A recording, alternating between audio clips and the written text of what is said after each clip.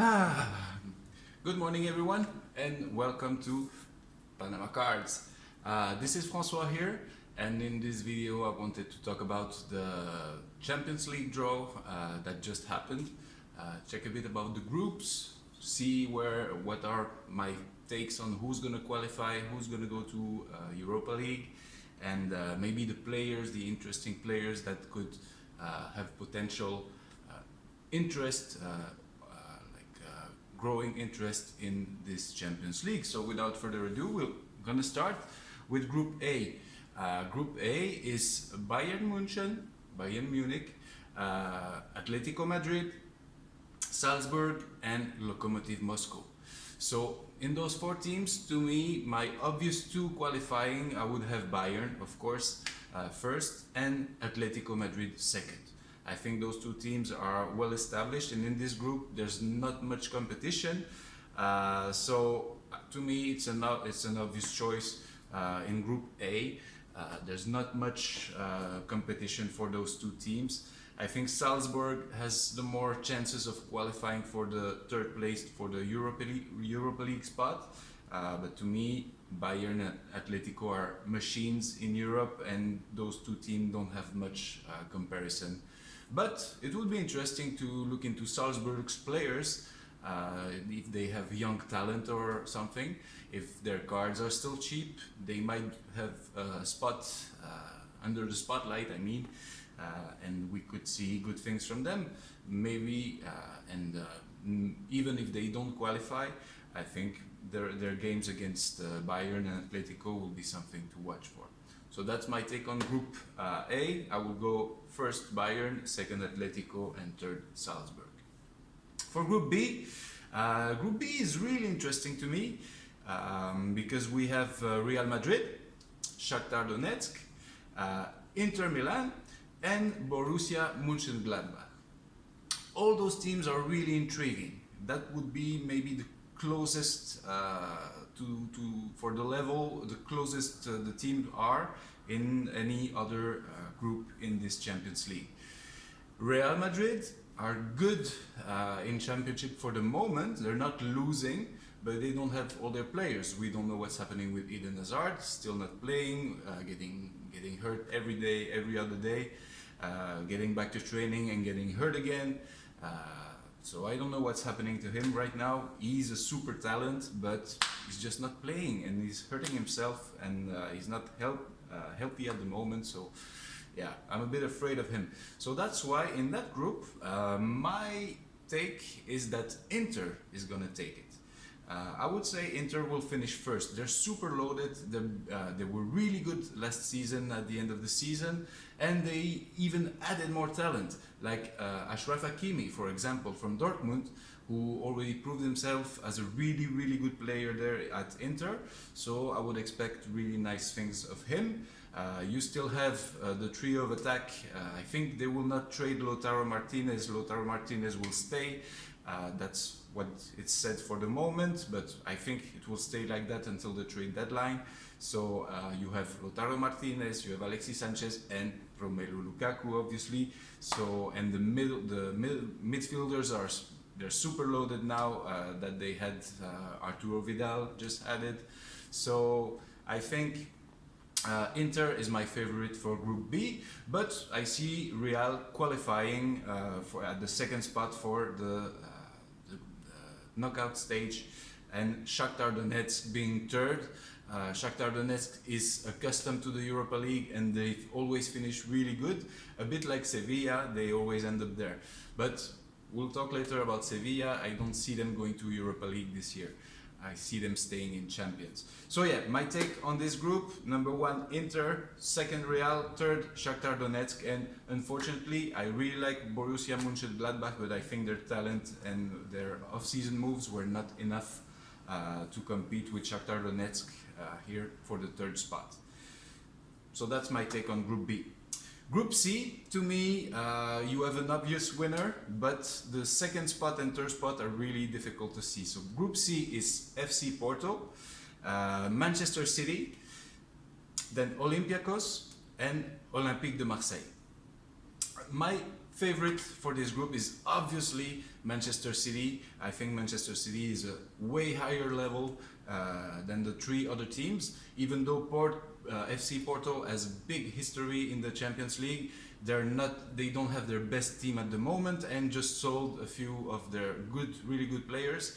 So I think Porto is a bit weak in here, but you never know, with Porto everything can happen. So my take on this group is Manchester City #1, and look at all the transfers they made in this off-season. There could be some interesting picks there. They made mostly defensive changes, but could be really interesting to check the young players. Phil Foden will still be there too.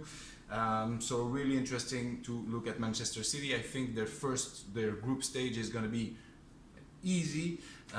They should finish first of that group, and then things are going to get complicated in the knockout stages. So at the moment I'm really not sure who to put second, who to put third, because I think Porto is on the down and Olympique de Marseille is on the way up. So I would say, yeah, if I stick to the favorites and the odds, I would say Porto gets the second spot, but really close I see Olympique de Marseille getting the third one, or maybe a switch between those two. So really interesting to look in Marseille's team. Maybe there are some interesting players, young players, that are going to blow up in the next few days. Unfortunately, Olympiacos, I think they are a tight bit lower level at those three other teams, so I put Olympiacos in my fourth spot for that pool, for that group, Group C. So Group C, I would say City, Manchester City, then Porto, Olympique de Marseille, and Olympiacos last. Group D. Group D is to me a hard group. You have Liverpool, you have Ajax Amsterdam, you have Atalanta, who made a crazy Champions League campaign last season, and FC Midtjylland. It's their first ever qualifying for the group stage of the Champions League, that Danish team. So my take on this group, obviously I would put Liverpool #1 of the group. Liverpool is a machine, but in that one I would select Atalanta as the second team to qualify. I think Ajax Amsterdam already sold a few players. It was just confirmed that Serginho Dest is going to Barcelona, so they're left with a really young core. That could be interesting to watch for cards of players that could blow out in the Champions League or in their Dutch season. But yeah, I think Ajax takes the third spot. Midtjylland, okay, it's their first Champions League. I don't see them beating any of those three other teams. So my take in Group D is Liverpool 1, Atalanta 2nd, Ajax 3rd, and Midtjylland 4th. So then we get to Group E.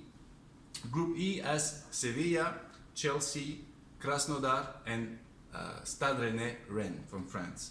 So obviously I see a favorite here. They're still not playing at their potential because they made a lot of transfers. It's Chelsea, but I think Chelsea will end up winning this group.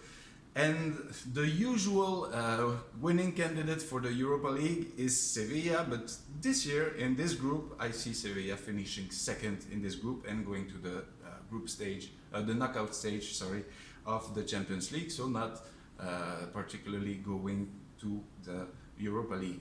And then I give the third spot to Rennes because they're playing really good. I don't think they're selling Camavinga right now, so they still have the same team mostly as last season, and they already started a good season in the French league. So I see Rennes in third and Krasnodar last in this group. So that's my take for those ones. Group F. Group F, we have Zenit St. Petersburg, Borussia Dortmund, Lazio, and FC Bruges from Belgium. So in this group, to me, it's obvious there's one team that has a higher level than the others. It's Borussia Dortmund. I see them finishing first. Zenit hasn't been the biggest Zenit team in the last year, so I don't see them finishing second, because we have Lazio in this group, and Lazio didn't sell too many players, but mostly got upgrades on players. So I think Lazio has a really good chance of finishing second in this group. Also interesting to look at the players of Lazio, because I think that most of them are undervalued and not really in the spotlight. So a guy like Ciro Immobile is, like, to me, the best. He was the best striker in Italy last season, and I think he still has a few years in front of him being at that level. So look for Ciro Immobile. And I see then Zenit St. Petersburg finishing third. Definitely FC Bruges doesn't have the level to compete with those three teams. That's usually what I would see. So my take for Group F is first Dortmund, second Lazio, Zenit third, and Bruges fourth. Then we have Group G. Group G, we have two obvious favorites and two obvious lower levels. You have Juventus, Barcelona, Dynamo Kiev, and Ferencváros of Hungary. I see Juventus going first here. Barcelona is coming back from a really bad ending of Champions League last season, but they still have the talent. It's still Barcelona, but I see Juventus at level a bit higher, so I would put Juventus first, Barcelona second. Dynamo Kiev third, and really interesting to watch in the Europa League afterwards, because they are a powerful team. I've seen their game yesterday for the qualifiers, and they look really nice. And then Ferencváros is, I think, also their first, it's not the first ever, I think, but it's the first in a while for that team from Hungary, and I don't see them competing. Maybe against Dynamo Kiev doing a draw or one nice game, but I don't see them doing much more than that. So yeah, Juventus, Barcelona, Dynamo Kiev, and Ferencváros, the same order as the teams are set in the group. Then the last group, to me, also has two obvious favorites, but there could be a joker here, wild card. So you have PSG, that I see coming first. They're still good, they're still there, even though they're selling some players, and we don't know what's happening with Edinson Cavani, but they still have Mbappe, they still have Neymar, they still have a really good midfield. So I think PSG wins that group. Second, Manchester United. Manchester United is not in its best years, but I think they will, in this group, finish second. Leipzig being the X factor in that group, because even though they lost Timo Werner and a few good players, they're still playing good. And from the few games we've seen so far in the season, they're here, they're playing, and they're still at a high level. Their coach is really good.